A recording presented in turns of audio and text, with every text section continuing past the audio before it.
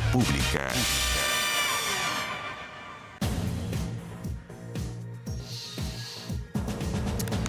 ¿Qué tal? ¿Cómo están ustedes? Bienvenidos a Vía Pública. Este lunes, la Cámara de Diputados rechazó la moción de censura presentada contra la recién asumida mesa directiva de esa corporación, presidida por la diputada comunista Carol Cariola. La medida fue rechazada por la sala, 76 votos contra 69. La moción había sido presentada por diputados del Partido Republicano y del Social Cristiano, quienes acusaban una presunta intervención del gobierno en el proceso de elección de la mesa. Cabe recordar que hace una semana la militante comunista Carol Cariola obtuvo la testera de la instancia por un estrecho margen de un voto, lo cual indica que basta, un voto es ganar. Aquí no es que empates técnicos ni nada que se le parezca. Ganó por un voto sobre la candidata de la oposición, Johanna Pérez. Es tan simple la democracia a veces la llenamos de tantas cosas. Hay elecciones donde un voto te da el triunfo y un voto menos es la derrota. Pero parece que no todos lo entienden así siempre, porque hay gente que siente como que debería haber como una segunda vuelta. O no. Hay que conseguirse los votos para el día donde está citada la elección y hay que llegar con todos los votos y medir fuerzas. Y por qué razones, si se gana o se pierde, bueno, es la democracia, como se dice en términos coloquiales en Chile, a la FIFA. Hay algunos que quieren buscar otras alternativas. Bueno, la de hoy fue un intento, pero un intento fallido.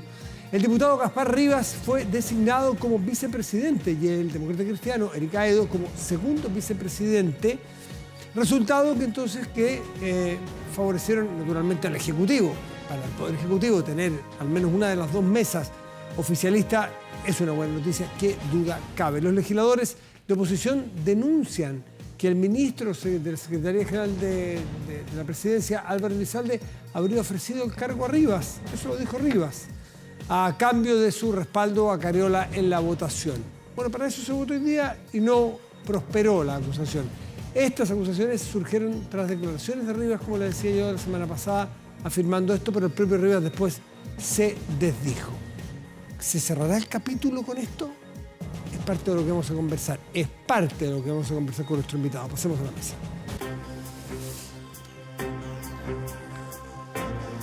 Y nos acompaña el diputado y presidente de Amarillos, Andrés Jonet. Diputado, por eso digo, parte de lo que vamos a conversar. Diputado, buenas noches, gracias por estar aquí. Déjeme partir por aquí, pues. ¿Se cierra el capítulo? ¿Usted qué votó?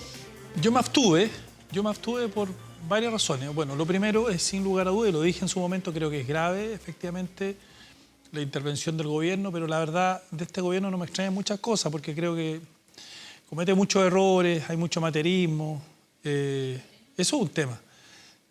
Pero lo segundo, me parece también, a lo menos raro, que aquellos justamente que no concurrieron bien con el acuerdo, finalmente terminen censurando. Vale decir, hubo un diputado del Partido Republicano que no llegó. ¿Ojeda? Ojeda. Pero es que ya no es republicano. Bueno, pero estaba comprometido dentro de la bancada. Ya, pero lo echaron del Partido Republicano el año pasado por irregularidades del caso Convenios. Sí, pero él lo comprometieron que iba a llegar y bueno. Y después el diputado Lee, que se supone que es de la bancada también del Partido Social Cristiano, tampoco llegó. Entonces, después inmediatamente ellos censuran. Yo creo que eso fue atarantado.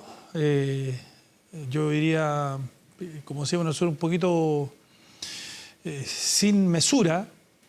La censura tiene que ser bien pensada. O sea, uno tiene que, en derecho, plantear por qué voy a hacer la censura. Yo no me puedo enterar por los diarios. Yo, efectivamente, no voté por Carol Cariola, yo lo he dicho en otras oportunidades, he sido súper claro. Yo no soy ni anticomunista ni nada, pero tengo una diferencia ideológica con el Partido Comunista. Yo no creo en la lucha de clases, no creo en el gobierno del proletariado. Yo defiendo los derechos humanos aquí y en Venezuela y el Partido Comunista no. Yo tengo una diferencia de fondo. Eso es una cosa. Pero también concurro en que hay un acto democrático, como tú señalaste en la primera parte, que sea por un voto, como fue.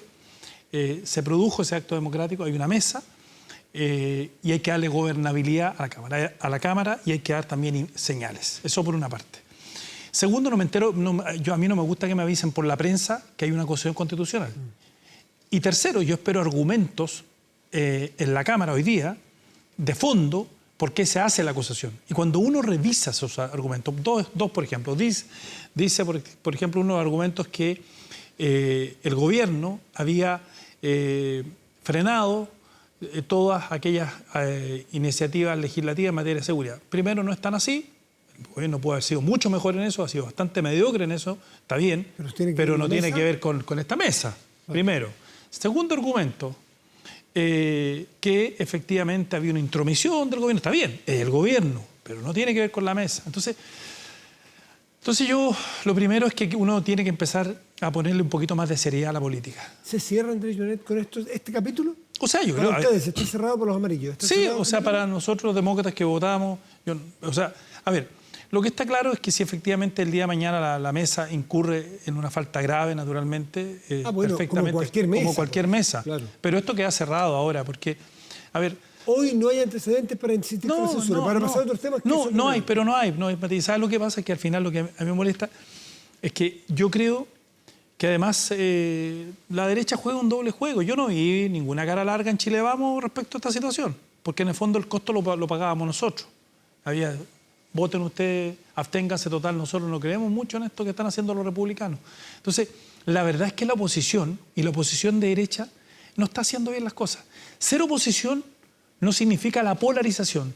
Ser oposición significa ser oposición, como en el caso de nosotros hemos sido duros, fuertes, claros, pero con propuestas. Como por ejemplo esto que nos fuimos a Colchanes para ver en terreno lo que pasaba, etc. Hacemos esos temas. Sí, entonces por eso te digo, y termino con esto.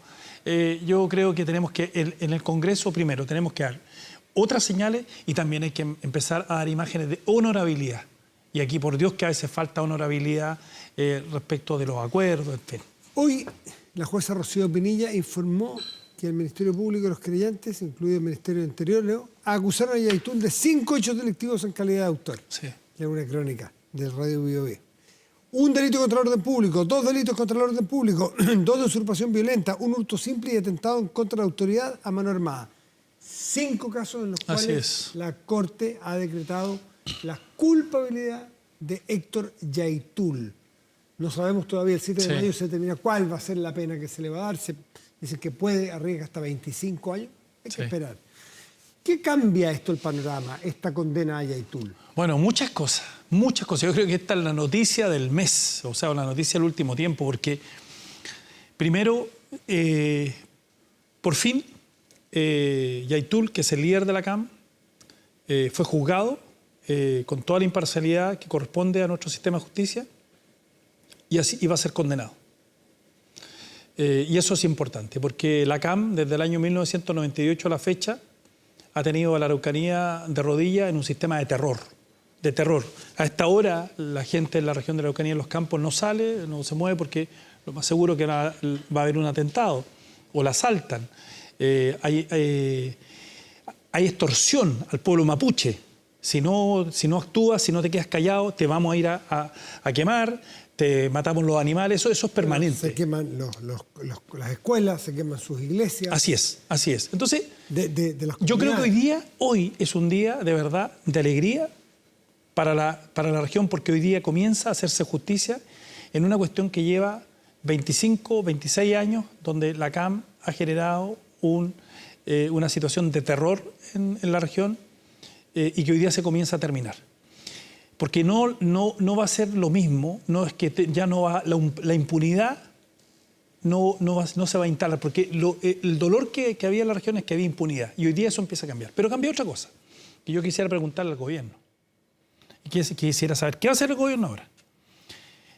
Porque lo que está claro es que Yaitul en sus declaraciones demuestra, y lo dice hoy día la jueza, que él es el líder de la CAM.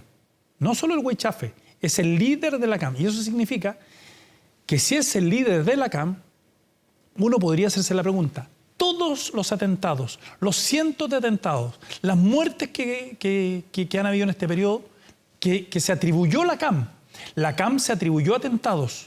Hay una serie de atentados.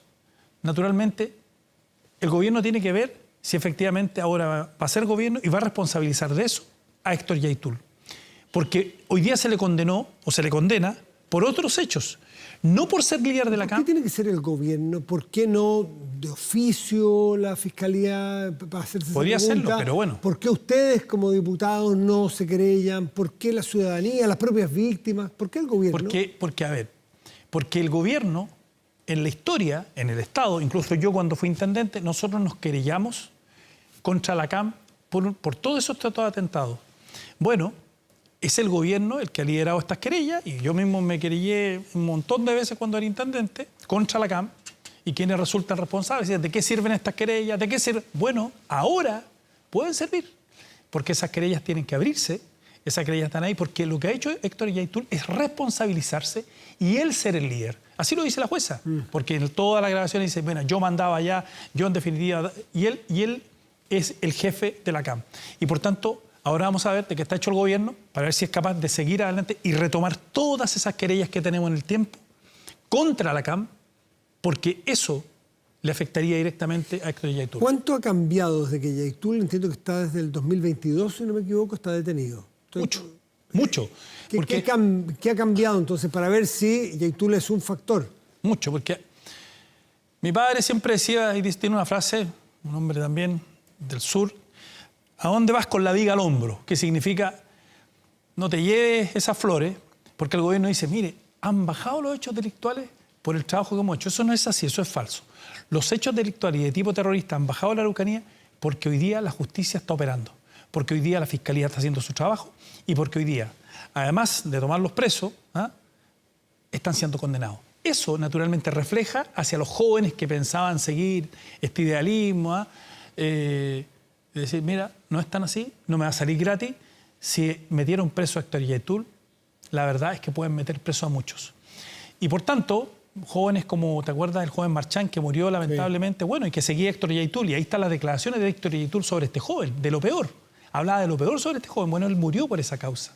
Bueno, muchos jóvenes hoy día se van a preguntar mucho más si ir a hacer esos atentados, porque a partir de hoy no va a haber más impunidad en la Araucanía. Y eso es la señal que hoy día ha dado esta jueza, han dado ahora, hay muchos otros grupos, no sé si muchos, pero hay varios otros grupos que no son la CAM, que siguen operando, que siguen haciendo atentados, y por lo tanto hay mucha gente en la zona, escuchaba hoy día algunos testimonios que decían, una cosa es Yaitul, pero esto sigue operando exactamente igual. Hay menos robos de madera por la ley de robo de madera y el precio ha bajado. Pero eso no quiere decir... Y también por la ley de usurpaciones. Tenemos la ley de robo de madera, ley de usurpaciones. Todo, mientras cuando el Estado avanza, retrocede en estos grupos. Cuando no hay Estado, avanza en estos grupos en todo orden de cosas. ¿Pero por qué es importante? La UAM, los líderes de la UAM, que finalmente resultaron ser una tropa delincuente y terrorista, pero eran tipos vinculados a robo de madera, factura y todo ese tipo, hoy día también están presos. Que fueron además los que actuaron contra contra el molino Grolmus, ¿te acuerdas? Que lamentablemente murió. Una persona murió. Sí, murió. El señor Grolmus, el que hizo esto, murió posteriormente, pero le dispararon en el suelo. No, esto es muy importante. Y no hay que minimizarlo, al contrario. La señal política hoy día, y la señal de justicia es decir lo siguiente. Esto no les va a salir gratis, no va a haber impunidad, y por tanto todas las investigaciones que están para atrás hoy día se reabren, y también a los que quieran intentar, vamos a ir tras ellos. ¿Qué pasó hoy en la Araucanía, usted que es de allá? Porque Yaitul deja la sensación de que, o quiere dejar esa sensación de que condenándolo a él se condena al pueblo mapuche, que hay una gran fractura cultural, y uno pudiera esperar que saliera la gente en las calles hoy día en la Araucanía o en las comunidades mapuche a defender el derecho de libertad o inocencia de Yaitul. ¿Qué pasó hoy día? No pasó. A ver, yo creo que la conversación que yo he tenido con algunos dirigentes de comunidades, véanlo en mis redes sociales, ahí está, yo voy permanentemente a las comunidades, es que hoy día hay una sensación de tranquilidad, porque a muchas de esas comunidades las extorsionaban. A muchas de esas comunidades también había mucha presión sobre ellas. Hay un grupo del mundo mapuche, pero muy minoritario, que se cree con el derecho de usar la violencia y amenaza al resto si no lo ocupa. Pero te quiero decir que la mayoría, y es así, del mundo mapuche, lo único que quiere es tranquilidad. Lo que sí tenemos que a partir de ahora comenzar a trabajar, y espero que naturalmente esta Comisión de Paz y Entendimiento lo haga, es entender que es el momento justamente de relevar al pueblo mapuche. Hay una deuda, de pagar la deuda, en todo sentido, cultural, económica, histórica, de ese pueblo del que somos parte nosotros tenemos sangre indígena, como ellos tienen sangre chilena. Hay una cuestión que te quería contar. Cuando viene el apruebo y el rechazo, mayoritariamente el pueblo mapuche votó rechazo. 70% en esa región. 70% y por 71. ejemplo, por ejemplo, mira, en el mundo pehuenche, arriba en Lonquimay, me tocó estar en una reunión, estábamos con la comunidad y de repente ya estábamos hablando de los temas, caminos y otras cosas, y de repente, bueno, me dicen, ya, pues, diputado, pero ¿y el tema cómo está? Yo dije, mire, ¿para qué vamos a hablar de esto? No, sí, aquí estamos por el rechazo. ¿Y por qué están por el rechazo? Les pregunté. Porque no queremos dejar de ser chilenos, punto, se terminó, no hay más discusión. Esa fue, si uno observa las encuestas del CEP sobre esta materia y la encuesta de la Universidad Diego Portales sobre lo mismo, la mayoría del pueblo mapuche se siente chileno. Lo que pasa es que también hay una deuda de mirar al pueblo mapuche como corresponde. Dignidad. El pueblo mapuche o sea, Chile no nace en 1810.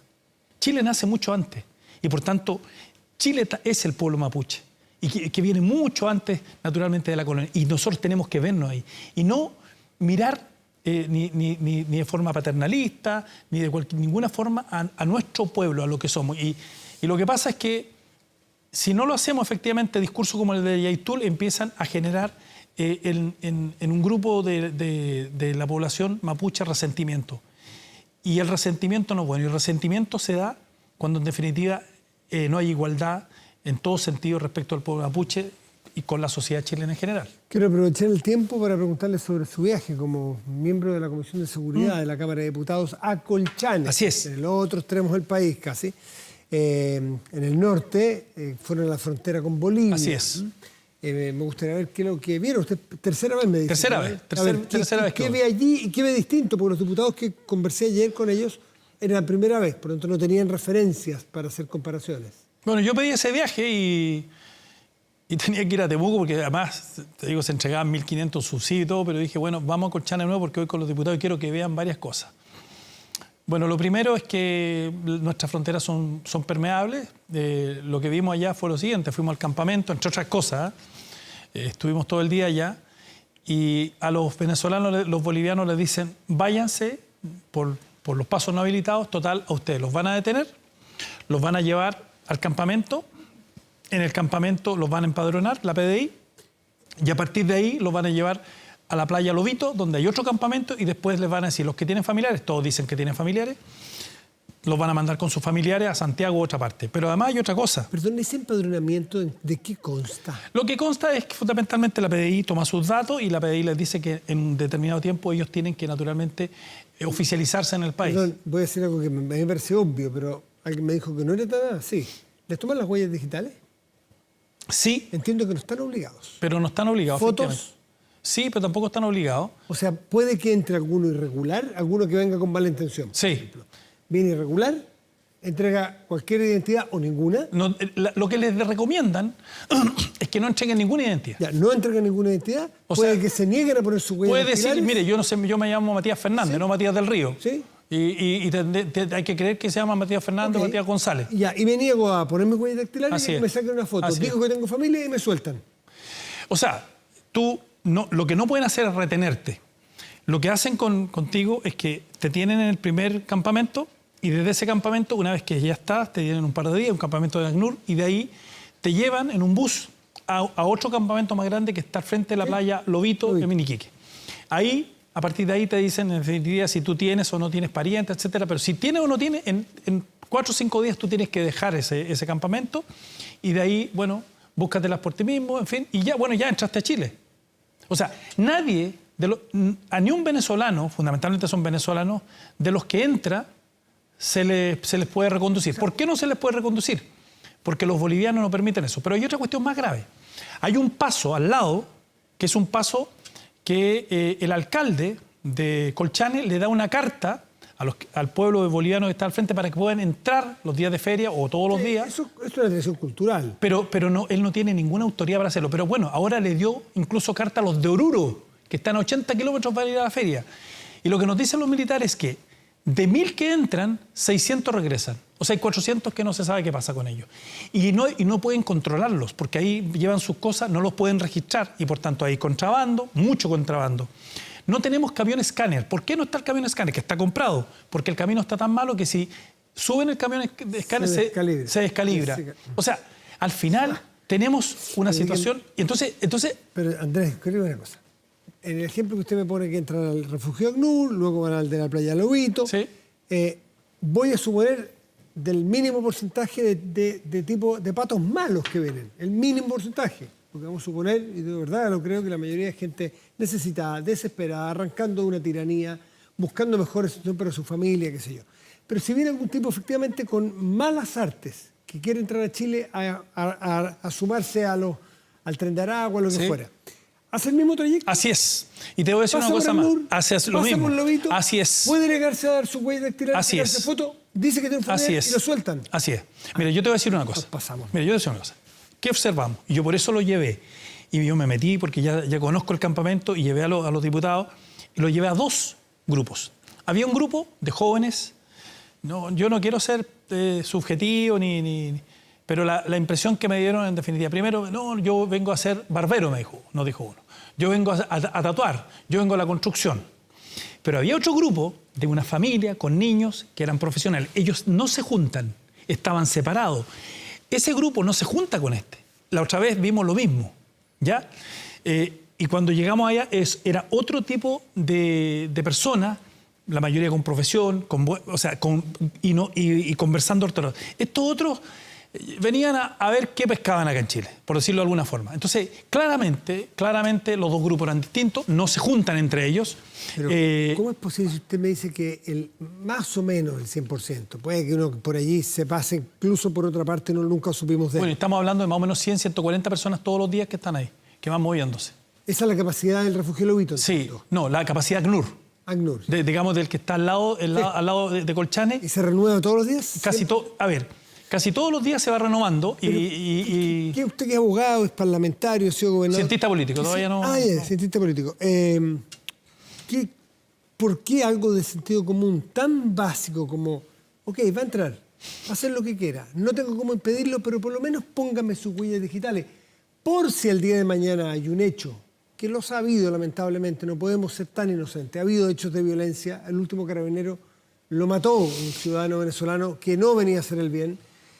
Si en un arma o en el auto donde se subieron ese famoso Honda Accord, donde se arrancaron los 5 que mataron al teniente Sánchez hace una semana, si esas huellas digitales las tenemos registradas, creo que facilitaría bastante la investigación. ¿Por qué no hay un proyecto para obligar a que le saquemos la foto? A ver, porque mira, la única posibilidad... Si están entrando a nuestro país, les vamos a abrir nuestro país generosamente, al menos que nos colaboren con las huellas digitales y un escaneo, un detector facial. Primero porque no está en escáner. Primero porque ese escáner sí es voluntad, no lo han llevado. Es un escáner facial. No, yo creo que aquí, Matías, primero, yo creo que el gobierno, y siempre le echa la culpa al gobierno anterior, aquí no se ha entendido la dimensión completa de este problema. Primero que las fronteras estaban absolutamente porosas. En enero del 2023 recién nosotros aprobamos, dado que el gobierno ahí presentó el resguardo a la frontera del norte. Aprobamos ese proyecto, pero que es transitorio, que es un poco la situación de lo de la Araucanía. Pero el tema de fondo es otro. No hay una medida completa. Por eso yo planteo este proyecto que ahora nuevamente empieza a tomar fuerza, el de la Policía Militar de Frontera, porque cuando yo planteé eso, varios dijeron, ¿pero qué está hablando? Estamos hablando de que nosotros tenemos a Hezbollah. A Hezbollah, no lo decimos nosotros, lo dicen los brasileños.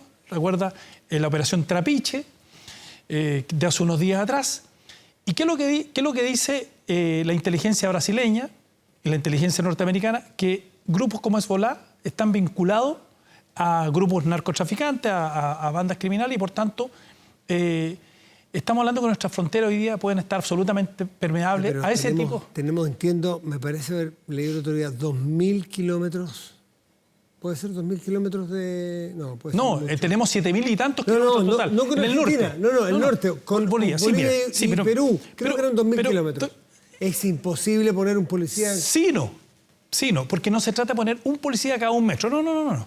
Se trata de, en definitiva, coordinar nuestras tres fuerzas y crear una institucionalidad nueva, así como el Estado Mayor Conjunto el Estado Mayor Conjunto coordina, es una nueva institucionalidad que tenga inteligencia, que controle los aeropuertos, que controle los puertos y que controle la frontera terrestre, marítima, nosotros de hecho tenemos Directe Mar, y la frontera aérea y terrestre. Bueno, en una coordinación, y para eso vamos a tener que tener más militares especializados en la frontera.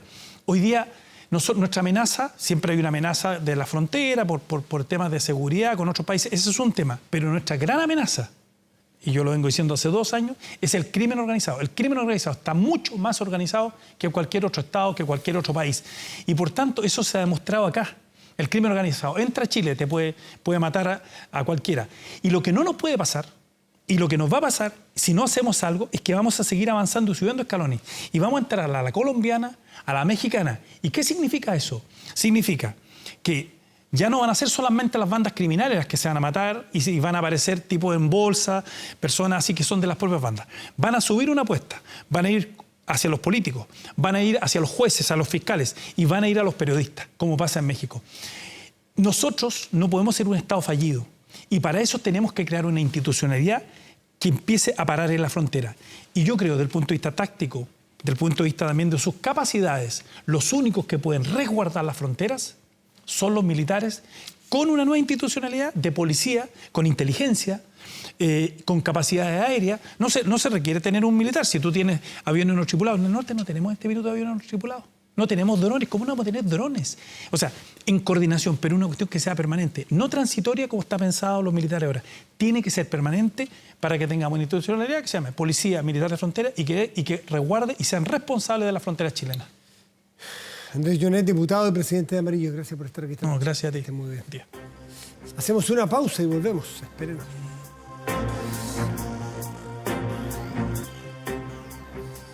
Si no puedes tener el control total de tu empresa desde cualquier parte y en línea, Kame ERP es para ti. Facturación electrónica, integración en bancos, flujos de caja, remuneraciones, todo en un solo lugar y mucho más, desde 12 UFs al año. Toda la info en kame.cl o en comercial@kame.cl. Bueno, algo ya hablamos, algo esbozamos a la entrada del programa y en la conversación con el diputado Jonet sobre lo que ocurrió hoy en la Cámara de Diputados y la censura a la mesa. Una censura fallida, pero la noticia o el análisis no puede quedarse en lo que ocurrió hoy, sino que desde la votación en adelante, lo que ocurrió ese día, luego a las 24 horas de qué es lo que ocurrió y luego lo que ha ido pasando, y incluso las consecuencias que tiene para el bloque opositor que no logra ponerse de acuerdo. En fin, es todo lo que ha ocurrido a partir de los hechos de la Cámara de Diputados. Lo conversamos con una diputada justamente de Convergencia Social, Emilia Schneider. Emilia, buenas noches, gracias por recibirnos. Hola, buenas noches, Matías. Un gusto conversar contigo como siempre. Igualmente, pues. A ver, partamos cronológicamente, pues desde que ocurrió, quizás no era tan esperado unos días antes que Carol Cariola y su mesa pudieran ganar, porque me voy a dar vuelta aquí, ¿no? Sí. Porque la verdad es que los votos, si se hubiese organizado la oposición, probablemente los obtenían. Hubo algunos parlamentarios, diputados que no llegaron, en fin, se recriminaron unos a otros. Ganó Carol Cariola y con una mesa muy variopinta. ¿Cómo lee usted esto? Bueno, lo primero es que efectivamente trabajamos arduamente los días antes de la votación para lograr articular una mayoría para respetar el acuerdo administrativo de la Cámara. ¿Y por qué? Yo creo que muchas veces se pierde el porqué en esto, porque esta no es solamente una pelea que nos interesa dentro de las 4 paredes del Congreso, sino que por qué como Frente Amplio nos la jugamos, por qué como oficialismo nos la jugamos, porque queremos una mesa que dé garantías a la ciudadanía de que se van a discutir las verdaderas prioridades de la gente y que no vamos a tener una mesa dirigida por la derecha que se dedica a trancar las reformas y los cambios que el país necesita. Entonces, por eso nos la jugamos y logramos articular esta mayoría que le dio la presidencia a la diputada Carol Cariola y que hoy ratificamos nuevamente también de que esta mesa va a continuar. Este fue un trabajo duro, pero la verdad es que siempre tuvimos la confianza en que íbamos a poder lograrlo. Y yo saludo también profundamente a las y los parlamentarios que cumplieron con el acuerdo. porque efectivamente creo que hoy día veíamos la encuesta Bicentenario y la confianza en la política, sobre todo en el Congreso, está muy baja. Hay una profunda desafección y rechazo a la Cámara de Diputados y Diputadas, y creo que parte de eso es que los diputados rompen sus acuerdos como si no fuera nada, como si su palabra no valiera nada, y eso me parece muy lamentable. Le hice mención a esta mesa tan variopinta, desde Demócratas Cristianos. Es una mesa variopinta. Es una mesa ultra variopinta. Y vamos a sacar un poquito el factor Gaspar Rivas, que siempre ha hecho más ruido en el análisis. Lo vamos a sacar, lo vamos a dejar congelado un segundito. Ese factor, solo pensar que hay un demócrata cristiano y un comunista que son, bueno, de hecho no forman parte del gobierno, los demócratas cristianos, e ideológicamente, es legítimo, están súper en las antípodas de muchísimas cosas, valóricamente, en muchas formas de pensar. Y después añádale el factor Gaspar Rivas, que viene de Renovación Nacional, viene del Partido de la Gente, perfectamente pudo haber votado por la otra mesa. ¿Cómo se va a administrar? Olvídese de la oposición. ¿Cómo se va a administrar esa mesa tan variopinta? Lo primero es que creo que en esa transversalidad hay cierta garantía de que efectivamente va a haber una ecuanimidad, va a haber una capacidad de hablar con distintos sectores, y básicamente lo que tiene que hacer la mesa directiva de la Cámara, que es administrar la Cámara. Acá no estamos hablando de una coalición política, pero lo que yo sí puedo decir es que el oficialismo también ha demostrado, yo creo, señales de garantías de gobernabilidad. Y eso lo digo porque no solamente logramos esta unidad para mantener la mesa directiva de la Cámara, sino que también hace un poquito más de unas semanas atrás, se logró un gran acuerdo para las municipales, que incluye también a la democracia cristiana. Pese a nuestras distintas visiones, pese a los matices ideológicos, las diferencias ideológicas, políticas, logramos una gran unidad. Y yo creo que esa unidad con la democracia cristiana tiene que ver con que precisamente queremos sacar adelante cambios que llevan esperando mucho tiempo. La reforma de pensiones es un gran ejemplo donde se ha logrado un acuerdo y un diálogo con la democracia cristiana que yo me parece muy, muy valorable. Entonces creo que en esa transversalidad en la mesa hay una garantía, pero creo también que el diálogo con la democracia cristiana y con distintos actores políticos de la centroizquierda, el progresismo independiente, es algo que venimos trabajando desde la Alianza de Gobierno hace harto tiempo, y que se materializó en ese acuerdo de las municipales, y que se materializa en que venimos hace mucho rato buscando puentes para sacar adelante las prioridades de la ciudadanía: pensiones, salud, educación, seguridad, el pacto fiscal. Entonces creo que... Y el factor Gaspar Rivas, diputada, porque esto no se trata de prejuzgar, se trata de revisar los archivos, que ha tenido posturas que me imagino que ustedes en su momento han rechazado del todo, ¿no es cierto? Dichos, actos, agresiones, las hemos visto. ¿Cómo van a administrar eso? Bueno, eso yo creo que eso es una responsabilidad del diputado Gaspar Rivas. Yo creo que aquí todas y todos somos conscientes de la responsabilidad que tenemos. Espero que también la tenga en su nuevo rol. Yo lo que te puedo decir es que yo no comparto muchos de los discursos de Gaspar Rivas, algunos incluso me parecen repudiables, y por cierto no comparto su forma de hacer política. Pero aquí no estamos hablando de armar una coalición política, estamos velando por el cumplimiento del acuerdo administrativo de la Cámara. Y eso, en esta oportunidad, en este periodo, le tocaba la vicepresidencia al Partido de la Gente. Y cuando nos tocó dialogar con el diputado Gaspar Rivas, él seguía siendo parte del Partido de la Gente. Y yo creo en el valor de la palabra empeñada. Y creo que hay que hacerlo cumplir, hay que hacerlo valer, y en eso nos encontramos con el diputado Gaspar Rivas, que estuvo disponible para cumplir el acuerdo, y que es algo que me parece valorable, pero en esto no significa que estemos construyendo una coalición y que tengamos una convergencia ideológico-política, porque es evidente que no la tenemos, es evidente que no la compartimos. Ahora yo creo que a ningún colega hay que ponerle un guardia personal, ni un chaperón, ni nada por el estilo. Yo creo que, insisto, todas y todos tenemos que ser responsables de nuestros propios actos. Se me quedó un poquito la pregunta anterior, y es que creo que además la oposición, por su parte, no ha mostrado ninguna capacidad de construir unidad. O sea, no se han podido poner de acuerdo ni siquiera para quebrar este acuerdo del oficialismo, tampoco para las municipales, y creo que eso también es un contrapunto versus lo que nosotros estamos construyendo.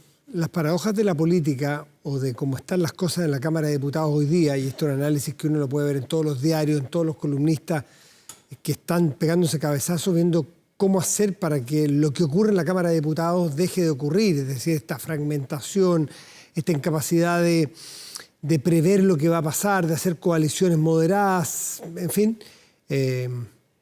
Esto que ocurrió hoy día vamos a decirlo vulgarmente o coloquialmente, a ustedes, paradójicamente, les sirvió porque se produjo el problema al otro lado. Ustedes se pueden sentar a comer cabrita en lo que está ocurriendo en la oposición a partir de una acusación fallida contra ustedes. ¿Cómo ven ustedes lo que ocurre al otro lado de la acera? Yo creo que acá el gran problema que tiene la derecha, las derechas, es que Chile Vamos insiste en ser el vagón de cola, el monito menor del Partido Republicano. Y claramente, con la estrategia, la mirada política de la ultraderecha, no les ha ido bien. Se suman las acusaciones constitucionales fallidas, se suma esta censura fallida, no han logrado un acuerdo para las municipales, y eso yo creo que tiene que ver con una cuestión que hace rato está pasando en la derecha, que no se sabe qué derecha hacer, y yo creo que en esa es muy expresivo el rol que ha tenido Evelyn Matei, que en un momento, por ejemplo, llamaba a votar en contra de la constitución que proponían los republicanos con todos los retrocesos de derechos, y hoy día la vemos, por ejemplo, cayendo en cuestiones que líderes populistas de ultraderecha caen en el mundo, como cuestionar el servicio electoral o hablar de un fraude electoral. Entonces creo que hay una crisis identitaria en la derecha, una crisis política en la derecha, y es por eso que pese a lo duro que han golpeado el gobierno, no logran consolidarse como sector. Son muy buenos para decir que no, para criticarlo todo, pero no para proponer cuál es el país que quieren construir. Yo creo que nosotros estamos bastante más avanzados en eso, en qué país queremos construir, cómo lo queremos construir, cuáles son las reformas que queremos impulsar. Respecto de pero lamentablemente... Está bueno ese tema, Emilia Schneider, porque nosotros, en cambio, que dice usted, voy a parafrasearla, tenemos claro qué país queremos construir. Tenemos más claro, dije. Más claro, pero tenían un catálogo de propuestas y no solo no las han podido hacer, sino que en muchos casos el propio presidente de la República ha cambiado y ha evolucionado y propone cosas completamente distintas. Entonces, tan claro en qué país querían no era. Porque han cambiado y han evolucionado para bien en materia de seguridad, en materia económica. Yo discrepo, la verdad, respecto a eso, porque una cosa es hacer autocrítica respecto a momentos puntuales de la política, respecto a actitudes en ciertos periodos, respecto a discusiones en particular, pero nosotros nunca hemos estado en contra de construir un país seguro. Queremos construir un país seguro, pero también queremos construir un país con derechos sociales. Sí, yo creo que en el país seguro, en materia de seguridad, la cantidad de votaciones, y lo vamos a sacar a colación por enésima quinta vez, la cantidad de votos a se pusieron a todas las medidas de seguridad de la Cámara de Diputados, las medidas que ha repuesto la ministra Torbá, muchas de ellas en el paquete de seguridad. O sea, ahí tenemos un caso claro donde votaron en contra, cosas que hoy día votan a favor, y más, como gobierno empujan a votar a favor en buena hora porque la crisis de seguridad es inmenso.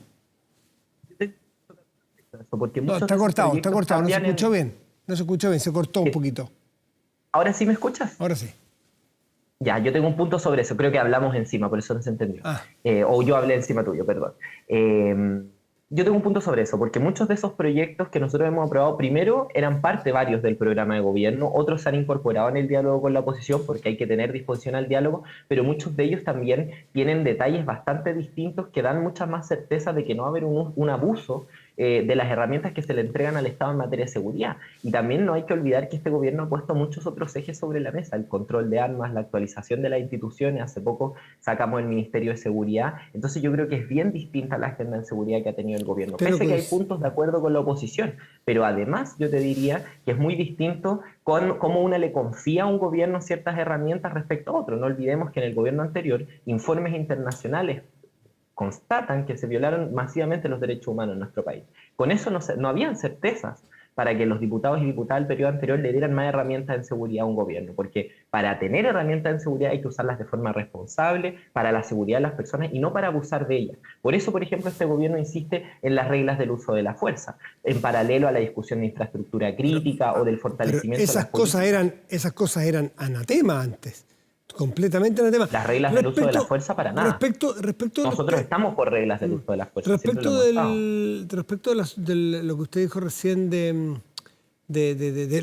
las votaciones en contra, ¿usted coincide con la diputada Orsini de su sector, no de su partido, pero sí de su sector, que... Somos Frente Amplio. Por eso. Ahora Frente Amplio.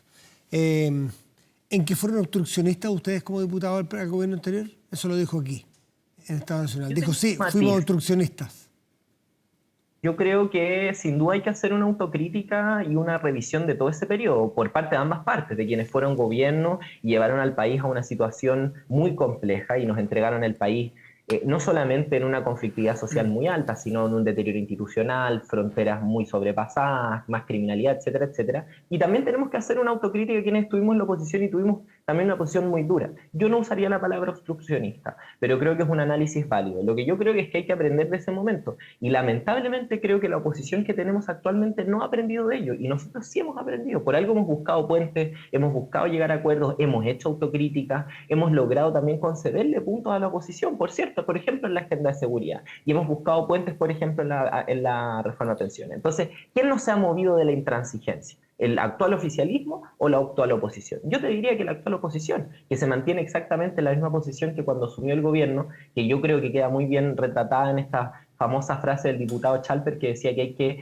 atrofiar al gobierno de Gabriel Boric. Me parece que no aprendieron del periodo pasado. Y eso yo creo que es lamentable. Pero yo te diría que nosotros hemos aprendido, hemos tomado hartas lecciones y en su momento tomamos posiciones duras porque, ojo, lo que estaba pasando en nuestro país tampoco era cualquier cosa. Se estaban violando los derechos humanos y además, y con esta idea cierro, además el gobierno de Sebastián Piñera actuó con una desconexión de la ciudadanía tremenda. O sea, es cosa de olvidar el debate que se dio, o sea, es cosa de recordar el debate que se dio por los bonos en pandemia. Pero al final siempre las oposiciones suelen decirle al otro que está desconectado. Este gobierno de la oposición también le dice sobre la reforma de las pensiones, mire las encuestas, qué pasa con el ahorro individual, están desconectados. Con la seguridad tuvieron que enfrentar el crimen de carabineros y de policía para poner una agenda de seguridad, estaban desconectados. Es una acusación de ping-pong, de ida y vuelta esta.